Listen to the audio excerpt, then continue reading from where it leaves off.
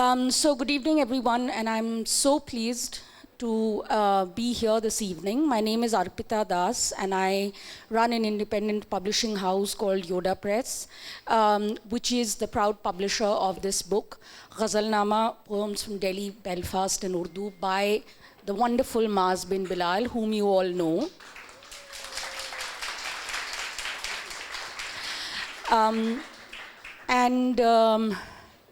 I mean, it was one of those things, you know, when I get poetry manuscripts, we've actually been very, very particular about publishing poetry all through our 15 years. We've tried to do a few every year, at least one every year, if not possible, to do more, because it was just the thing that I was very committed to and I was very interested in. And I might add that we managed to do it and managed to sell out our print runs, even through what I consider the very sort of dry years of poetry publishing in India, when, you know, bigger houses had just got into the habit of saying a blanket no to most poetry manuscripts. But we live in very political times, if I may say so, and that happily, the only happy thing perhaps that comes out of it is that it is seeing and has seen a resurgence of poetry, an interest in poetry, and I hope that carries forth and we see many, many more poetry collections as a result of that. I mean, with the times that we live in, if there isn't enough poetry, then it just makes no sense to me, frankly. As I was saying, a manuscript usually arrives, poetry manuscripts arrive in my inbox, and I know you know, within an hour of looking at them, whether I want to publish them or not. I think with Maaz's collection, it was sort of 15 minutes, and I was writing back to him saying, I want to do this. It is absolutely, it is the sort of collection that you will want to keep by your bedside, and you'll want to read, come back to, return to when you're feeling full of despair, and dip yourself in when you're feeling overexcited about something to calm your nerves as well. It has been such a joy to work with Maaz on this book, also because Maaz is a lovely, gentle, gentlemanly human being who has become a friend, if I may say so. Okay, maybe I've read him all wrong. Who's become a bit of a friend, if I may say so. And it has been a real pleasure working with him on this. I also want to say that we want to publish more poetry at Yoda Press. You know, I mean, as a matter of fact, hoping to get Akhil onto our author list very soon. We are actually, right? Yeah. So, and I think poetry publication needs this sort of support. You know, it is always a battle. And it is always something that everyone struggles with. It's not just the poet who's trying to get published. Obviously, the largest, the most deepest struggle lies there.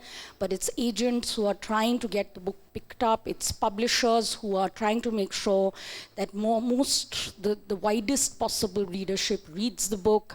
It's bookstore owners, good bookstore owners.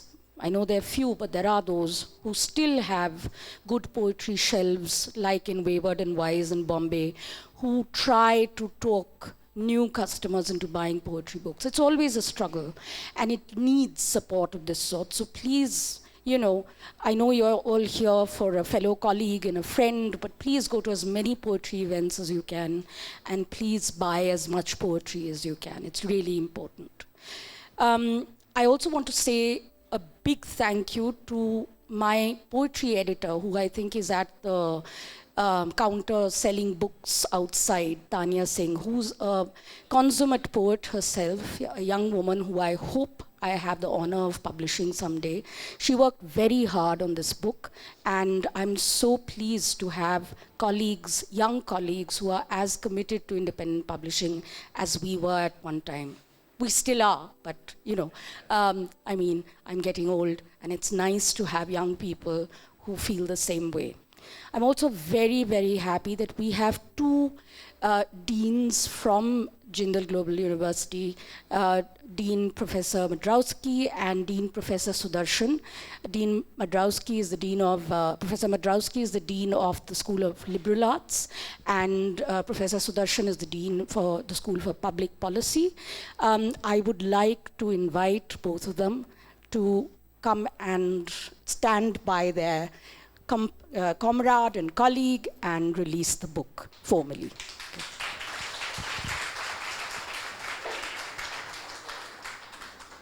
I'd just like to say what a great honor this is to be here for the launch of Maaz's book. I don't know if you realize how much it takes in the university and the academic community to write poetry, to publish your poetry, but also to get students excited about poetry. And this is something that Maaz has done. I didn't expect, I thought, well, you know, we'll have the English and literature department will work on books, but he has done something wonderful with this. And it is also restoring the importance of Urdu. Urdu isn't a marginal, exotic language that is relegated to the partition and to certain countries. But I think by his courses, by his lectures, by his writing, he shows the profound influence of Urdu and Urdu poets in everyone's life. I attest to the fact several of our students have written articles about this subject and have become passionate about it. I think you all will read his poetry. You'll hear more about it. Some of the, the lines in the poetry will stay with you. I mean, it's really nourishing. So I encourage everyone to not just get the book, but to read it as well. Thank you, and thank you, Maaz.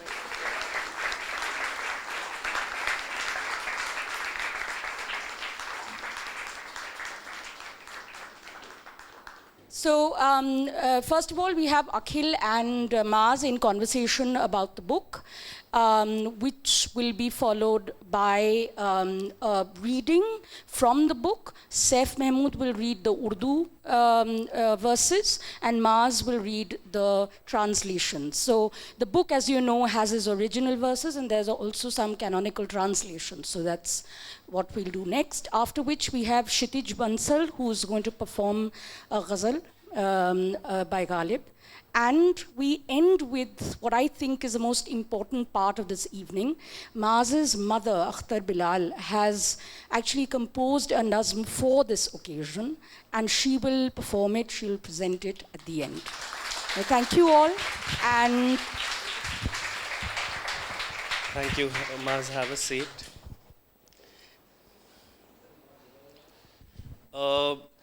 They had placed 60 seats over here. They had clearly underestimated Maaz's celebrity. So we are very happy. The gentle gentleman is here. Can we have a round of applause for Maaz? We've all come to listen to his poetry primarily, so we'll start with Maaz reading a few poems for us, and then we'll have a small conversation at the end of which there'll be scope for a few questions as well. Thank you. Maaz.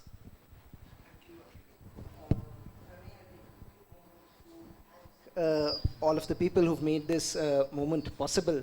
To begin with, Arpita, of course, my publisher of Yoda Press, who's brought out this volume quite handsomely, I feel. Sarang Sena allowed me to keep this photograph reserved for my book cover. Many thanks to him. Jindal Global University as well, my dean, Kathleen Modrowski, Dean Sudarshan as well today, who's unveiled the book in sorts.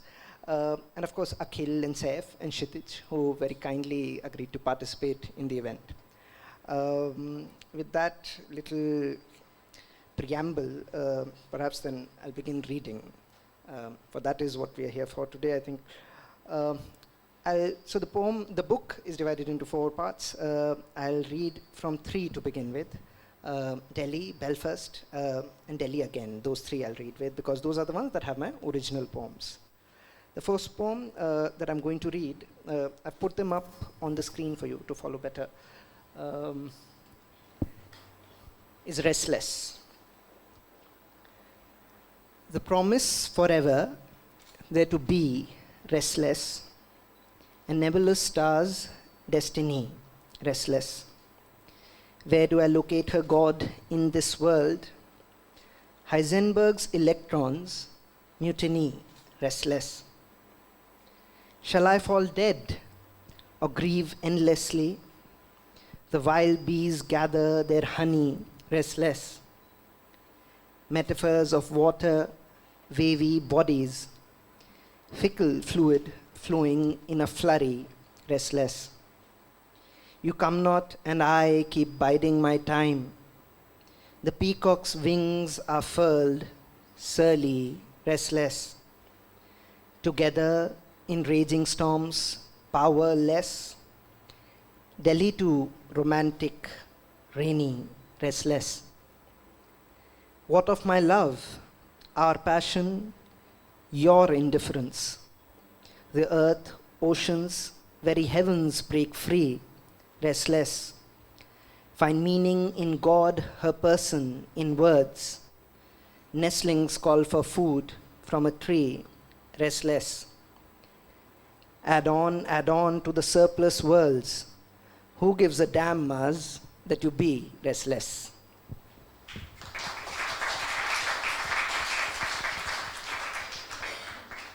Second poem I'm going to read is Biryani in Belfast. I was a very typical mama's boy in India, in Delhi, until I went to Belfast, and I finally, under compulsion, learned how to cook because I am a foodie, so I couldn't take the Belfast diet after a while. So this poem arises from my experiments in cooking. Biryani in Belfast.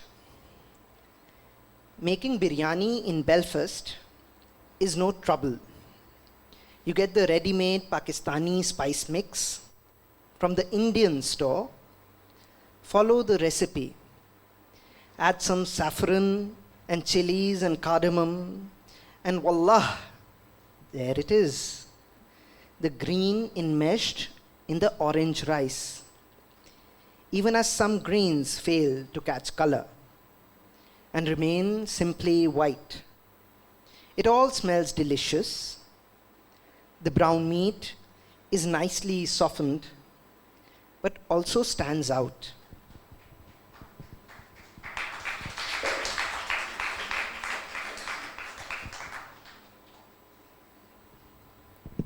Belfast, perhaps I should have said this before, was not a very mixed society.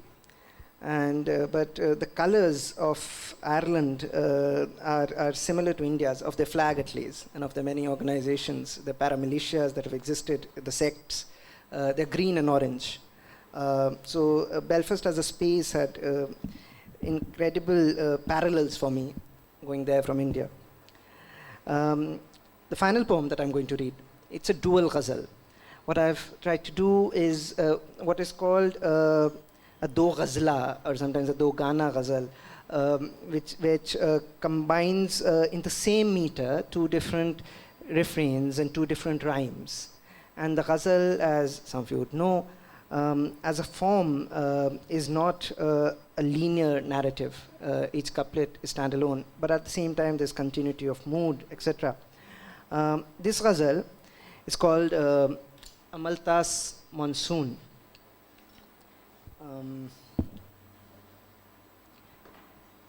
And I wrote this about, I'm getting a little confused about the exact time, but of the year, I think it was 2016, when different students of JNU were charged with sedition. The formal charging, of course, happened much more recently. It was the height of summer, and we were eagerly awaiting the monsoon. So Delhi, of course, was abloom with amaltas, laburnum flowers. So Amaltas Monsoon.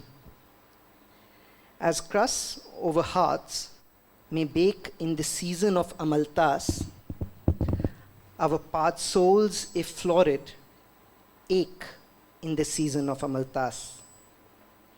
Then unbearable yellow blooms are drenched by the monsoon. The thirst of Qais's solitude is quenched by the monsoon. Qais, if I may interrupt myself, is the Arabic name for Majnun, the archetypal lover. Then unbearable yellow blooms are drenched by the monsoon. The thirst of Qais's solitude is quenched by the monsoon.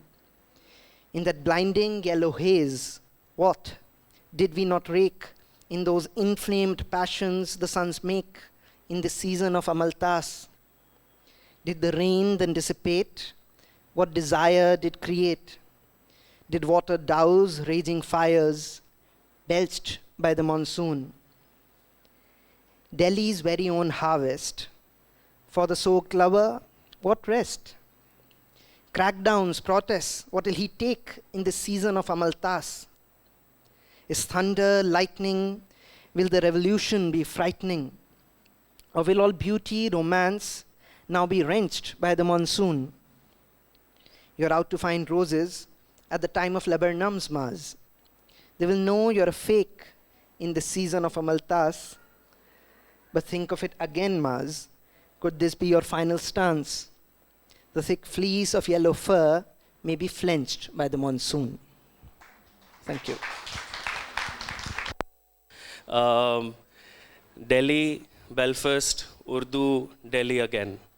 And in the preface, Maaz calls it a travelogue of the mind, a sort of intellectual safarnama.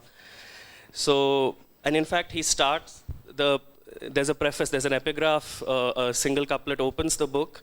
Maaz thought he would live happily in Europe. Did he know he had Delhi's map in his heart? So I was just wondering if you could talk to us about how did you arrive at this structure, this Delhi, Belfast, Urdu, Delhi again. And as a corollary to that question, I'm sure on the behalf of several people, why not Sonipat? I'll begin from the last question first. Sonipat, not there for this book, but there are many Sonipat poems that are emerging, that have already emerged. They are more, they get more closely into nature, into also natural utopias and social dystopias, more closely perhaps. So hopefully that will be a book to follow. But to talk about this one first. Ghazalnama, as you said, has 4 sections: Delhi, Belfast, Urdu, and Delhi again. Partly the structure is organic. It is chronological to an extent. It sort of emerged over time. My first poem here, Balli Maran, I think is about 11 years old. It was written during my early years of MA, I think, like the first year of MA. So I would have been about 22 or so. And so it's partly chronological. It traverses a terrain that I have personally in life. It's not, the whole collection is not autobiographical though.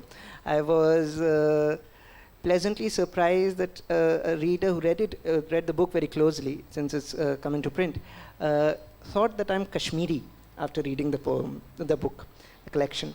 I'm not Kashmiri at all.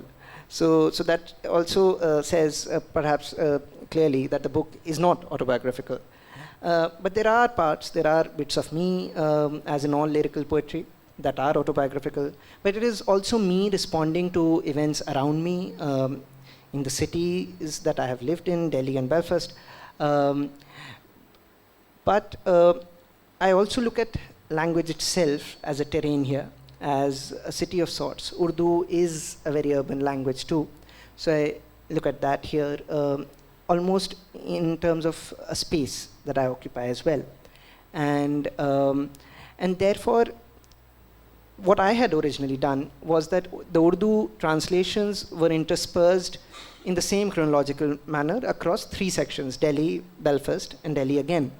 But I'm happy to acknowledge that it was Dibyajyoti Sharma, another friend, poet, who suggested that for ease of reading, I put the translations into a separate section. And that is what I ended up doing eventually. It's not to say that Urdu does not affect the rest of the collection. My very lyric, my very meter, I'd say, is also influenced by the Urdu meter, even when I write in English. So therefore, in a sense, Urdu is present everywhere. But at the same time, at least for the translations, we felt that we should have a separate section. And the bulk of the translation happened after my return from Belfast, when I was done with my formal studies, with my PhD, and I could focus on it more strongly and give it more time. But in other ways, the structure is chronological in terms of the cities that I've inhabited, Delhi, Belfast, and Delhi again. And once I'd come back to Delhi, it did feel like as if a cycle was complete, and it was time perhaps to put a book together. And that is how Ghazalnama emerged. Yeah, I mean, as is very evident from Maaz's answer as well, and for those of you who know his work, he brings a kind of equal amount of love, skill, familiarity with English and Urdu. And one of the things that I was really, I really wanted to ask him was, Urdu has a strange existence in the contemporary Delhi that we live in, and the Dean also did not fail to mention that it seems to be simultaneously ghettoized and exoticized, whereas Maaz, of course, has grown up with the language and is interested in its ordinariness and interested in everything that it's capable of, its expansiveness, its scope. So I was just very interested to know what is it to write from this cusp of English and Urdu. This is a city where Urdu is on every road sign, but it's also when artists, and this happened recently, several of you will remember, tried to paint Urdu couplet as graffiti on Delhi walls at GT Road. They were asked to remove it by RSS members and to paint Swachh Bharat Abhiyan over it. What does it mean to write from this cusp, English and Urdu, as you bring so skillfully together? Thank you, Akhil. It is a conscious choice. It is first and foremost a conscious choice. It is at the same time something that came from the subconscious. I'll try to explain that. I grew up in largely Hindi, Urdu, Hindustani, whatever one may call it, that sort of a household. I did not grow up speaking English. I did not grow up listening to English music or English poetry. I grew up listening to Urdu ghazals that my father would play on then a tape recorder or even a gramophone. And he would have guests who would recite Urdu poetry. So in a sense, I was almost conscious, sort of subconsciously imbibing the cadences of Urdu.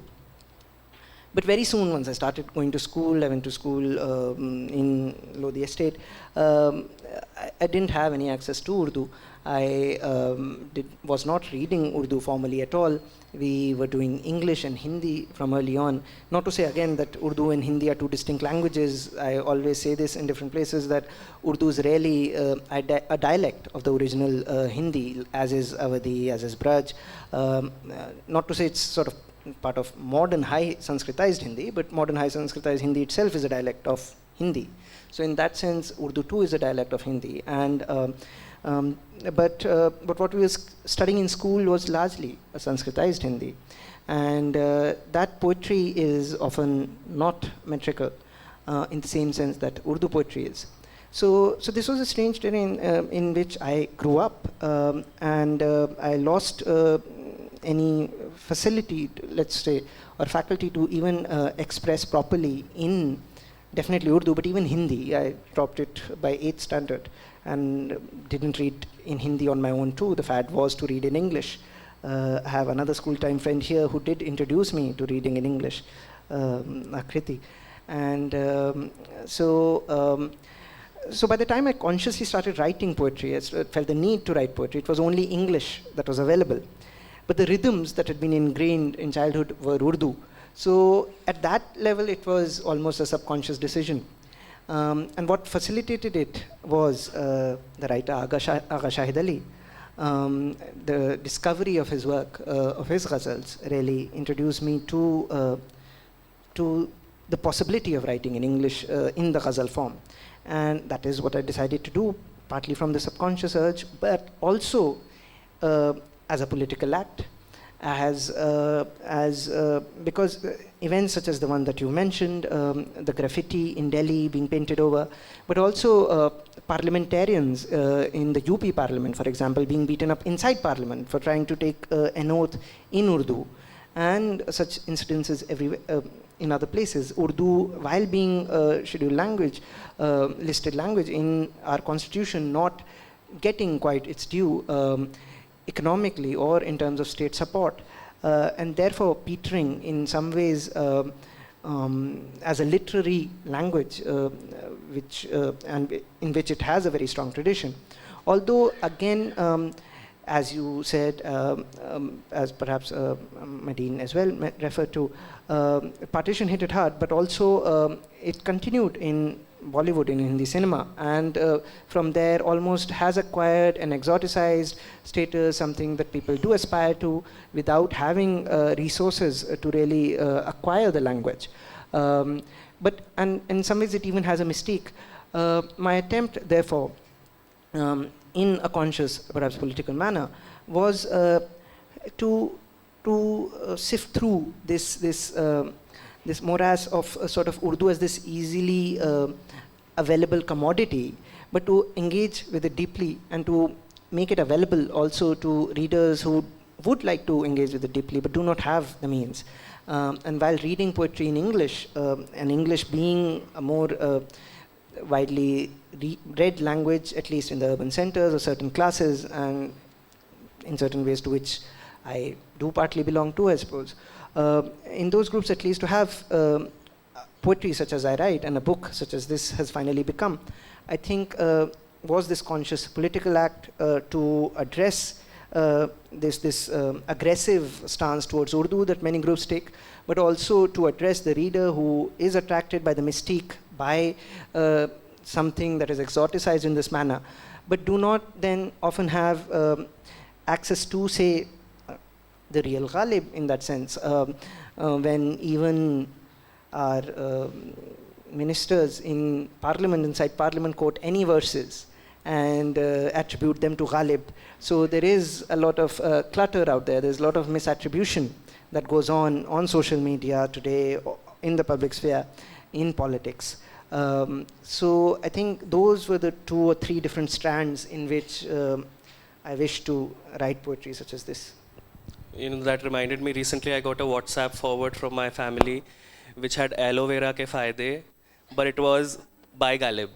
So anything is possible. In fact, you know, one of the things, and so there is a very conscious act vis-a-vis English and Urdu that Maaz clearly does, and one of the ways he does it is by being a prolific and a consummate translator.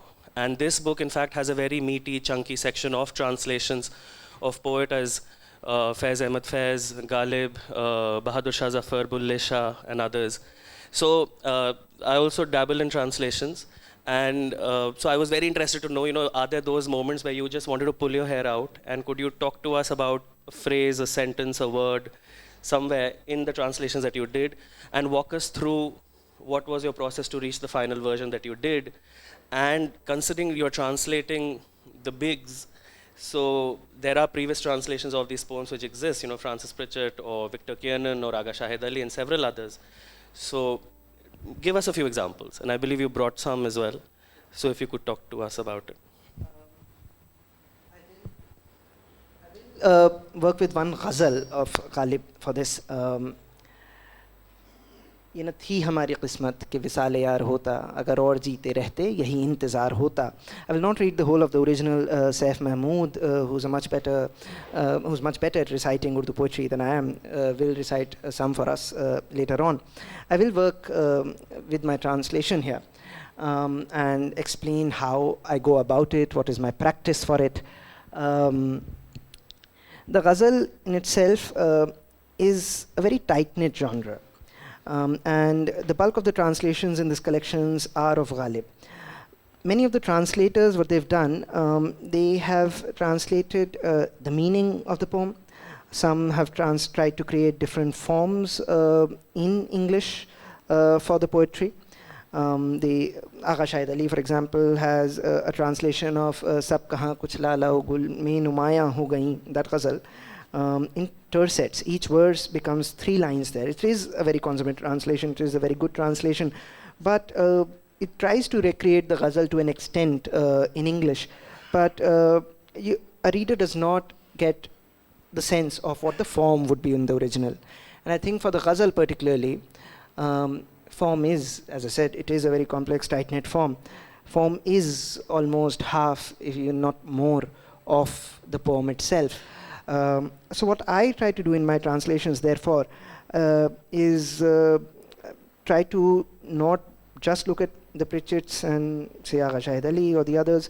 Even Agha Shahid Ali with Faiz, Ahmad Faiz, for example, he takes liberties of different kinds. Naqsh Faryadi is Faiz's original, which is translated as Rebel Silhouette. There is great poetic license there. The effect is beautiful, but I do tend to differ from him in those regards a little. Faryadi is not a rebel. Naqsh is not a silhouette. Faryadi would be a complainant. Naqsh would be a sketch or an etching. So, I mean, of course, there are liberties that a translator must take to suit the poetics of the target language. But I do believe that there should be some fidelity to the original, both in terms of form and meaning, for poetry particularly. So what I've tried to do is, for most poems here, particularly the ghazal form, I have translated the couplets as couplets, except for one, the first translation that I did of Ghalib, which is translated into quatrains, sort of stanzas of 4. So they're all couplets. Most of them are metrical. My professors from my BA are also here today, Professor Sukrita Kumar and Dr. Rishmi Govind. And it was in Ms. Govind's class that I picked up scansion itself meter. So many thanks for that, ma'am. And so what I do then is to retain at least a rhyme, and in one or two translations you realize that there's both the rhyme and the refrain that are there. So those were my formal experiments, attempts with this poetry. Perhaps I'll read this one out then. Thousands of desires such that for every wish I'd die. My many hopes came true, but many more did defy. Should my killer be scared, will it hang upon his neck, that blood which dropped lifelong from my ever-brimming eye?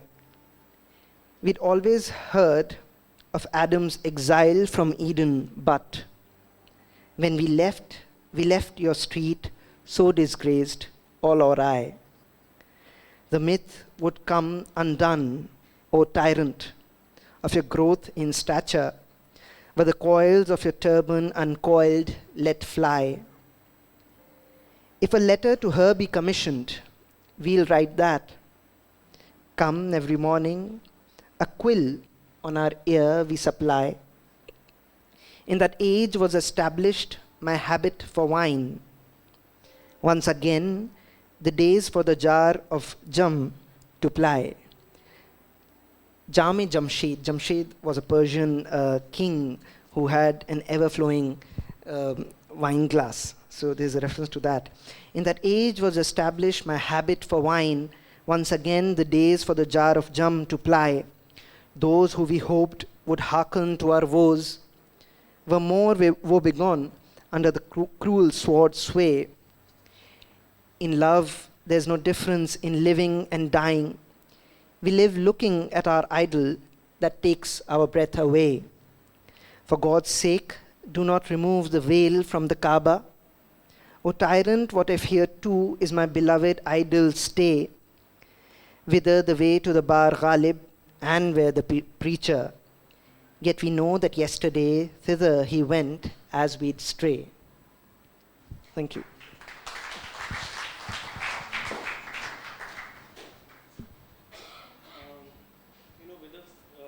With a few poems that he's already read for us, and in several others actually in the book, both the acknowledged and the unacknowledged backdrop is sort of the meteoric rise of the Hindu right.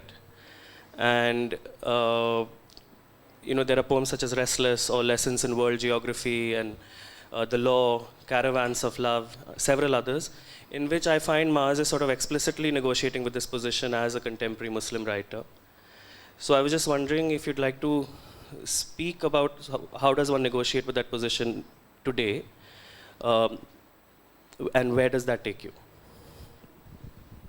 Okay.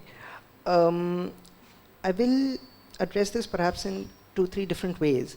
One is that as a citizen, ideally, of a secular country, as India still is constitutionally, one is, of course, upset by a lot that goes on. And my PhD research work happened to be, I think, also influenced by some of the factors that you've already mentioned. As I undertook it, developed into a project on the politics of friendship in E.M. Foster's work. So both professionally, intellectually, and in terms of my personal life, that is part of the political, of course, living as a minority citizen in India.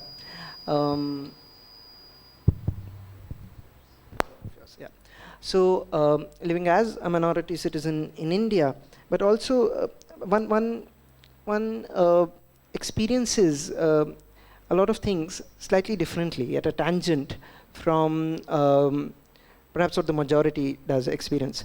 And I'm not necessarily referring to this as coming from a particular religious minority, but from any minority really. And then you learn to appreciate these differences and this variety in ways perhaps that larger groups thinking together can't. One such instance that I can point out perhaps immediately is that many Indians are not clued into, say, the monotheistic tradition. And I'm not referring to just the religious aspect of it in terms of faith, but in terms of the whole mythology, the whole the literature of it. And therefore, having grown up in a Muslim background, allowed me perhaps a greater in almost an organic, felt way while growing up into the 3 monotheistic traditions and their histories, Judaism, Christianity, and Islam, and their stories and their narratives, as did the access to Urdu poetry, where too much of this comes up. And I've referred to, say, Agha Shahid Ali earlier, who too, writing in English, refers to these traditions. So this allowed me an into a difference of sorts that I could then employ in my poetry. And as much of this we've already talked about, Urdu is not quite, let's say, appreciated by the Hindu right of India. So this in itself became almost unwittingly a political act, which I was interested in undertaking. Does that sort of answer your question? I think I could say more and go on more, but I'm not sure how long I should. In fact, we're also at that point in the evening where we'll get questions from the audience. We have space for 2 to 3 questions. 2 questions. The publisher has told me 2 questions. One of the things which we don't need an answer from Maaz on this, but one of the things which I really admired about this book was, Maaz's book is populated with contemporary Indian poets. So there's Uttaran Das Gupta, there's Ananya Das Gupta, there's Nabanita Kanungo, there's Sridhala Swami, there's Aditi Rao, even in a title of a poem to Michelangelo and Aditi Rao. And in a sense, he cites and refers to contemporary Indian English poets, even as he's part of that community, and that's something that I really admired. Just in this room, I mean, there is Medha, there's Shoradeep, there's Tushar, there's Chanchal, there's Aditi, there's Arun, there's Michael, there's Anuj,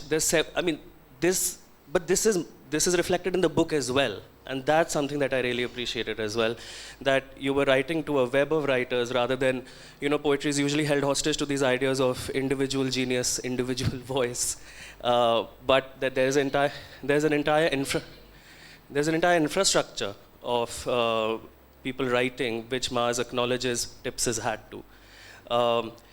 One thing which I just wanted you to speculate about in your own time is Jindal has Arun Sagar, has you, has Nandini Dhar, has Aishwarya Iyer, had Ananya Das Gupta and Danish Sheikh. Are we looking at a Jindal School of Poetry? You don't have to answer this question. We'll take questions from the audience. Okay, whatever's on your mind, whatever you'd like to share. I mean, since this talk is on Urdu and Delhi, Delhi is also a city of migrants, and from the times of the Mughals to, I mean, Urdu also means Lashkar. I mean, Urdu was born in India. I mean, Urdu has another history, I mean, from the part where I come from. Like, my parents are first generation migrants from East Pakistan. So, Urdu, I have a love and hate relationship with Urdu because the Bangladesh, the country Bangladesh, was born from the ravages of Urduization and monotheistic Islamization, because Islam, I don't believe that any of these religions, Abrahamic religions, are monotheistic. Even Islam is not monotheistic. The Islam that is practiced in now Bangladesh is not monotheistic. So, how do you, when do you look Urdu in Belfast, in the land of IRA, where the regions are divided to the ideology that you subscribe to, how do you see this history of Urdu, where it has also been the language which has also played the role of an oppressor in Belfast? I mean, typically in Belfast, in a city that is very divided. Very good question, and I'm not saying that any language for that matter performs the same role everywhere. There's Asiya Zahoor in the room. She was once on a panel with me where she gave an excellent paper on how Urdu is a colonial language in Kashmir. Even for Pakistan, where it is almost a national language, and now there are greater efforts to make it the primary school learning language, medium of instruction. It is not a language of Pakistan at all. It was a literary language of the Punjab to an extent, but that also largely due to British effort. So in that sense, yes, in those parts, Urdu is, and in Bangladesh, it is a colonial language, and you're welcome to hate it for those reasons if you want, or love and hate it for those reasons if you want. And I'm not pushing everyone to just fall in love with Urdu. That's not the point at all. But for me, it is, especially on my mother's side, my mother's family is from Delhi for some 500 years or something. I don't know how long it is their history. So it is my mother tongue in that sense, really. And it is a dear language.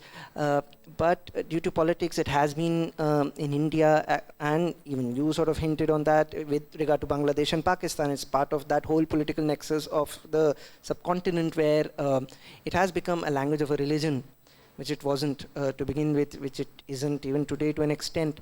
But then when there is a certain marginalization of the language and of its purported community, so therefore I think to wield it in this way and to try to bend English also to it, I think is an important felt need almost for me. With regard to the status of then Urdu for me in Belfast, what is happening to Urdu perhaps in India in terms of its marginalization is what has already happened to Gaelic in Ireland.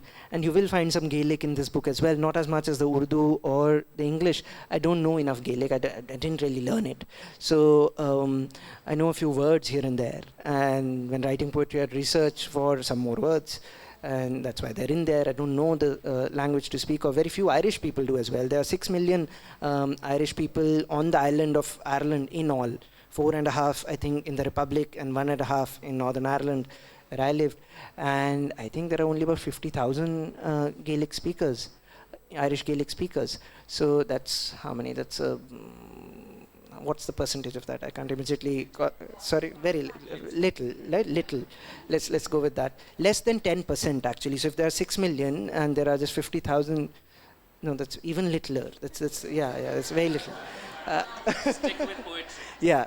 No more math. I quit that many years ago. So in that context, then I looked at Urdu there too in the same way. And Belfast is a very, very white place. It's not mixed at all. London's the complete opposite. And internally, it's strife. It's driven through with strife, really. And still, sectarianism is rife. There are streets next to each other where people have not visited the next street ever. and children going to school, crossing streets, have been taken pot shots at and killed by snipers from paramilitias from the other sect. So all of this has happened, all of this is still alive in that memory. The language is dead. Even Northern Ireland has a greater Catholic population now, but it is still largely, I mean, though since the Good Friday Agreement, there have, it has improved, the situation's improved a lot. But with Brexit looming large, again, there's a fear of violence exploding. So in that sense, with regard to the language politics, particularly, Urdu still retained the same position for me. But there is Gaelic also. I was focused on bringing in Gaelic too for that reason. Hello, sir. So my question would basically be, as Akhil also mentioned, about translation, and there are a lot of poets sitting in the room. So translation is a very tricky business in itself, and it's said that translation is something like you're pouring scent from one bottle to the other. The essence is somewhere lost in the process.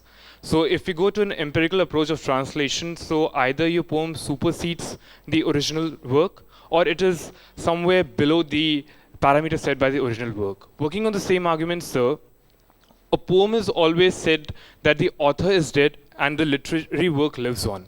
So if you look at contextualizing something, say what Agha wrote in his times, and you're translating it in present times, say in the times of Hindu, right? And how are you translating the work and adding the present context to that poetry, still keeping the essence of the poem and the translation work alive? If you can shed some light on that, sir. Thank you. So yes, I would gladly say that Ghalib's poems, not Agha's, the English writer, anyway, Agha Shahid Ali. Ghalib's poetry, for example, or even most of the other poetry, the original supersedes my translations. That I'm very happy to admit to.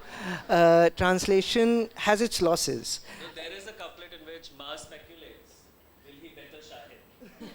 That's a tongue-in-cheek moment. It is a tongue-in-cheek moment, in case anyone takes that very seriously. No, yeah, it is a tongue-in-cheek moment. So yes, I would say the original Urdu poets are excellent at what they've done then. Translating them in this moment, yes, I think there is some awareness when I translate of my own historical moment. I'll try to maybe pick on one couplet from Ghalib and just read that one if I can find it quick enough. रगसंग से टपकता जो लहू के फिर न थमता, सैफ साहब का है जिसे रगसंग से टपकता जो लहू के फिर न थमता, जिसे सादिक साहब शायद दूसरा मिसरा याद दिला दें मुझे, जिसे गम समझ रहे हो वो अगर शरार होता. That's the original couplet. I've translated as blood will pour unstoppably from the veins of marble. What you think to be grief may be scorching fire. I mean, I don't know if I lived in a different time, would I have translated it differently? I can't quite confirm that because I have no experience of it. But how I want this couplet to be read is perhaps more radically than Ghalib has been read. I think Ghalib is a radical poet and he has not been read radically mostly. There is great potential, great seething anger in his work. He's mostly been taken as a poet of love, as a poet of metaphysics, who's sort of contemplating just about being, and who's very dejected and is deriving beauty out of pain. There's also great seething anger in him. I do want to project that out to a world that does not access the original Urdu. So that is definitely my attempt. I'm not sure if I can comment very definitively about the changing nature of translation practice today more than that.